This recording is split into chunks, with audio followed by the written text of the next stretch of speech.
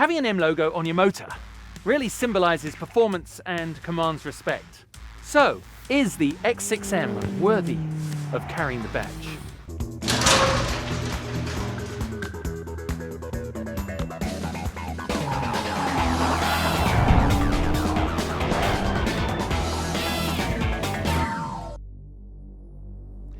To understand M brand, you have to go back over 4 decades, 1972 in fact, when BMW Motorsports created the M division for their racing purposes. And if you weren't in the racing world, you probably hadn't heard of it.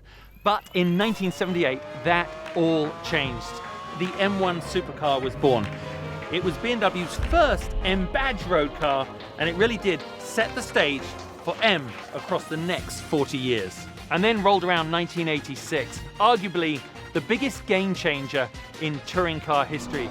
It was the creation of the E30 M3. Once again, it was created initially for homologation purposes, but went on to become one of the most outrageous automotive consumer successes. That leads me to this, the X6M. So what's new about the X6M behind me? Well, you could say that a little bit more of everything. Certainly when it comes to power and torque, but maybe more essentially, the way that power and torque is delivered to the road has been improved. Technology, as always with BMW, plays a formidable part. It has torque vectoring diff, it has the ultimate 8-speed gearbox and uprated suspension. Of course, just take a look at those wheel and tire combination. Nowhere will you see something that shouts fast takeaway than the rear of an X6M. So you could say that the car behind me has been well and truly M'd. Obviously I am at the racetrack because world's fastest car show. We like to put fast cars through their paces in a safe environment.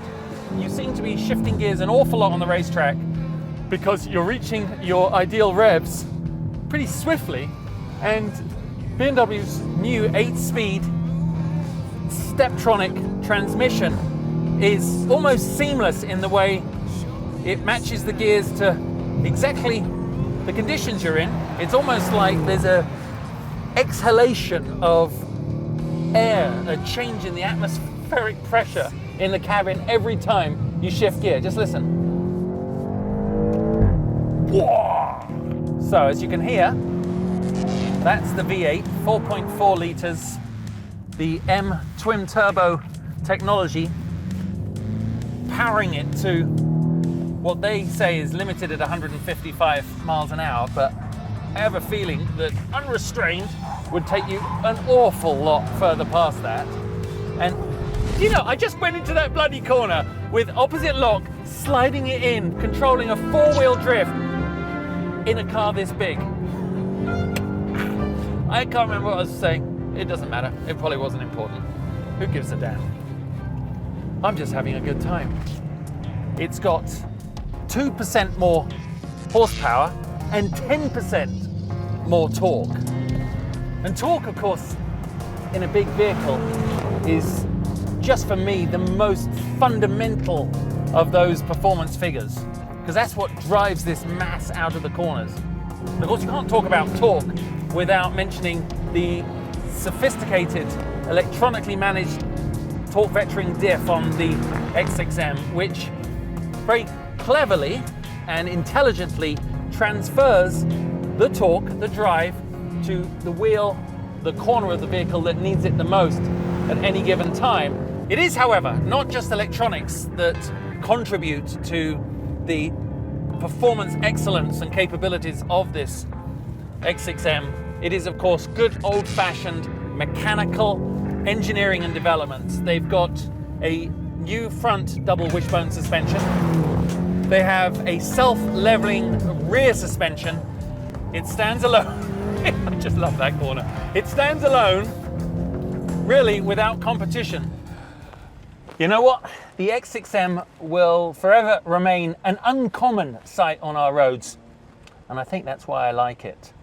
Unique, individual, definitely one of a kind. Those 3 little words sum up 4 decades of the M brand, and now you can apply them to the X6M. I want one. They were not the cars that everyone dreamt of. Okay, that is the soundtrack of a BMW anyway. Good idea. Seemed like a good idea at the time. Yeah, that's the way I feel about him. How can an ugly man call a car ugly? All right, let me go. I don't know why, but people get sick when they drive with me. Oh, turn off the radio. Didn't need Sam Smith there right in the middle of a corner.